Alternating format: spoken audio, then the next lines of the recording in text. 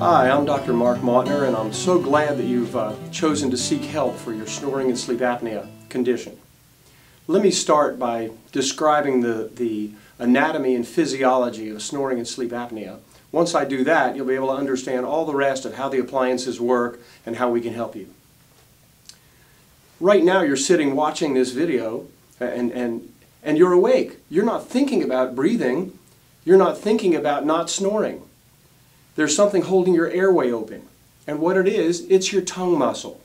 Your tongue muscle attaches on the inside of your lower jaw right here at the front. And at the back, it attaches to the Adam's apple, which is the hyoid bone, and other structures around your airway. Sitting here awake, that muscle has a certain muscle tone that's holding that airway open.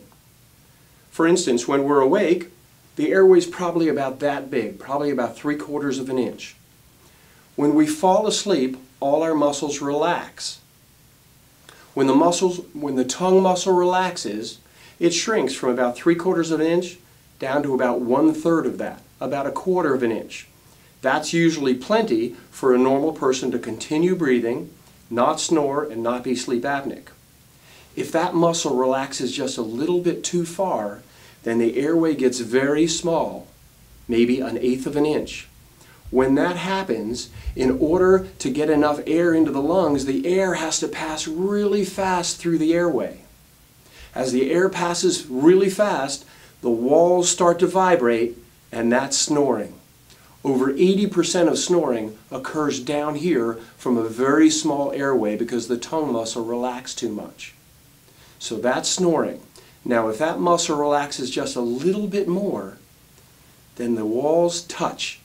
We try to breathe in, the pressure gets even less, and it sucks the walls together. Once that happens, you're no longer breathing.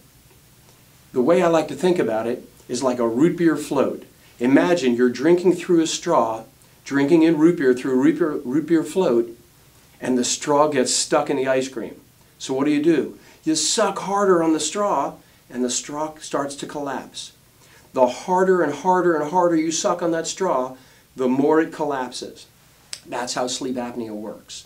In a few minutes you'll see a video that shows a person in sleep apnea, and you'll see he's attempting to breathe. The harder he attempts to breathe, the more the airway collapses.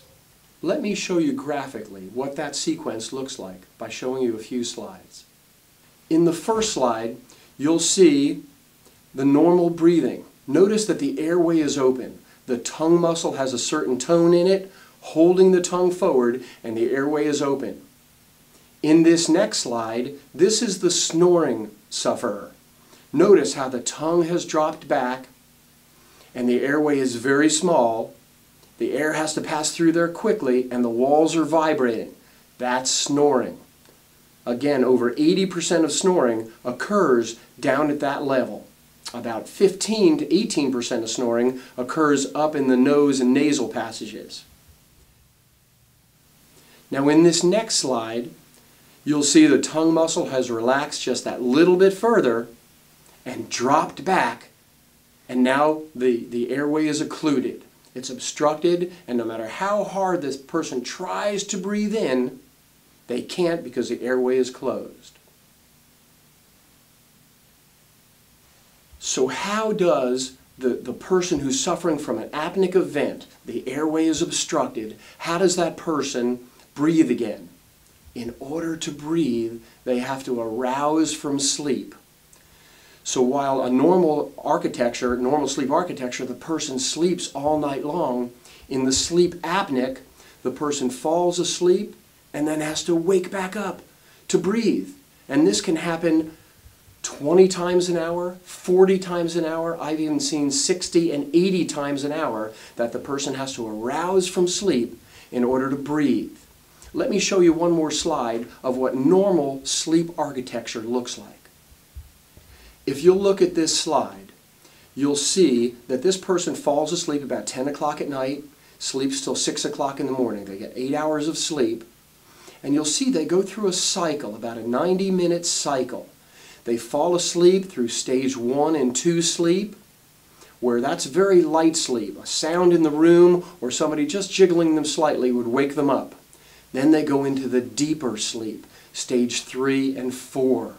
Stage 3 and 4 sleep is the rejuvenative, restful sleep. If you get plenty of 3 and 4 sleep, when you wake up in the morning you feel refreshed and you don't feel tired during the day. About every 90 minutes or so, the person comes out of stage 3 and 4 sleep and goes up into REM sleep, rapid eye movement sleep. And that's also a very brain rejuvenating sleep. A person who gets enough 3, 4 and REM feels very rested in the morning, and you'll see that cycle usually occurs 3 or 4 or 5 times during a normal sleep cycle. Now, as compared to that normal sleep cycle, remember what I said about the sleep apneic. The sleep apneic falls asleep, gets into stage 1, stops breathing, and has to arouse. Stage 1, arouse. Stage 1, arouse. Stage 1, arouse. And they do this all night long.